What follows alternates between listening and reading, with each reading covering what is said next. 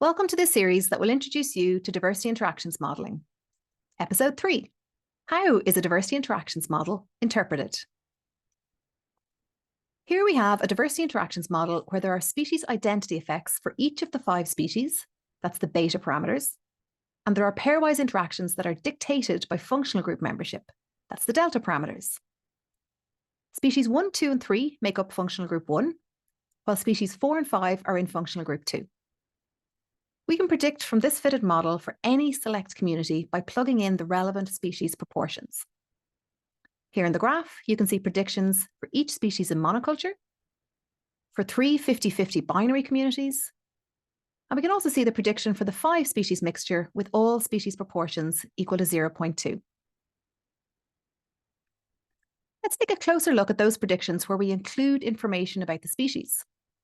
The colour in each bar now reflects the initial proportions of the species. Predictions in monoculture are calculated from the identity effect parameter estimates, that's the beta i's, while predictions in mixture are calculated from both the identity and the interaction parameter estimates.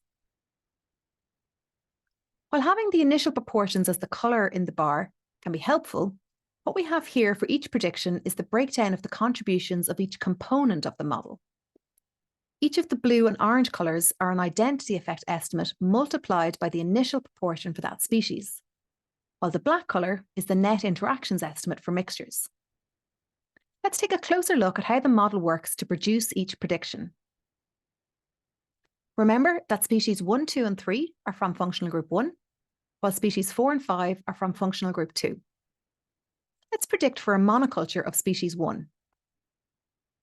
So the initial proportion for species 1, P1, is equal to 1, and all other initial proportions are equal to 0. The prediction, y hat, is then equal to beta 1 hat multiplied by P1, and all other terms in the model disappear because P2, P3, P4, and P5 are each equal to 0. The estimate for beta 1 is 37.0, and so 37 is multiplied by 1 to give the prediction for this community. Let's predict for a 50-50 binary mixture of species 1 and species 5. The initial proportions for species 1 and 5 are both equal to 0.5, and all other proportions are equal to 0. If there was no interaction between these two species, the predicted y would simply be the weighted average of the estimates of beta 1 and beta 5. But there is an interaction between species 1 and 5. Species 1 is in functional group 1, and species 5 is in functional group 2. So the estimate of delta FG12 quantifies the potential of these two species to interact. All other terms in the model disappear because P2, P3, and P4 are all equal to 0. The relevant parameter estimates are highlighted in the table. The prediction, y hat, is equal to beta 1 hat multiplied by 0.5, plus beta 5 hat multiplied by 0.5, plus delta FG12 hat multiplied by 0.5 by 0.5. This gives us a prediction of 38.7. Let's take a look at the 5 species mixture. Here we plug in 0.2 for every pi to get our prediction of 39.6. Graphically, we can see that the shaded blue and orange parts combine as the weighted average of the identity effects, or just the average here since all pi's were equal. And the black part of the prediction is the net of all 3 interaction terms. You can see, for example, that the species 1 contribution is higher than the species 5 contribution because species 1 has a higher identity effect estimate than species 5. I want to highlight the binary mixtures of species 1 and 2 and species 4 and 5. The strength of the interaction between species 1 and 2 is only 5.3, which is delta FG1 hat, while for species 4 and 5, it's 40.4, which is delta FG2 hat.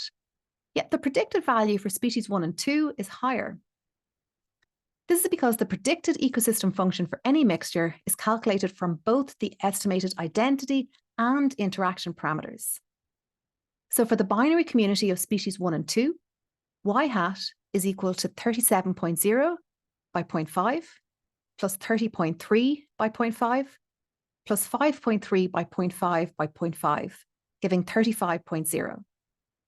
And for the binary community of species 4 and 5, y hat is equal to 17.4 by 0.5 plus 13.6 by 0.5 plus 40.4 by 0.5 by 0.5 equal to 25.6. The net interactions is much smaller for the species 1-2 mixture compared to the species 4-5 mixture, but the higher identity effect estimates for species 1 and 2 are having a big impact on the predicted response. We can also predict across richness levels. What you can see in this graph is the average predicted response for equiproportional communities at each level of richness, shown by the black line, and varying predictions at each level of richness where the composition and species proportions vary.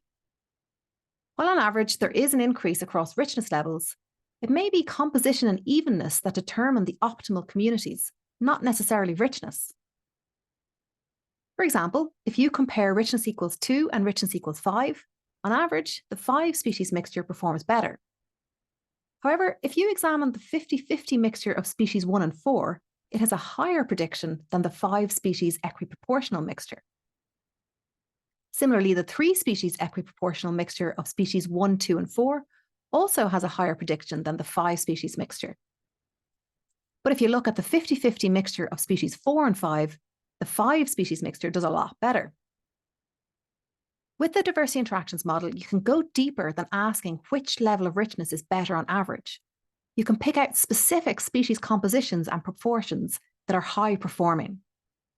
In this graph, all communities have equal proportions of each species, but we can also add in predictions for unbalanced communities. Here are 2 additional communities doing just that. I've added in 2 quite unbalanced communities to emphasize just how much changing the species proportions can influence the predicted response. This community had initial proportions of 80% of species 2 and 5% of each of the other species, and this prediction is a bit lower than the equiproportional 5 species mixture prediction.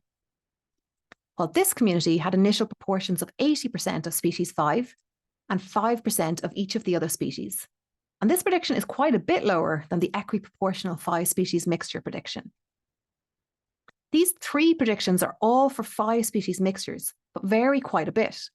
This means that keeping richness constant at 5 species, but changing the species proportions has quite a large impact on the predicted response. We can use a diversity interactions model to predict for any combination of species proportions, provided there's a wide enough spread around the initial species proportions in the study design.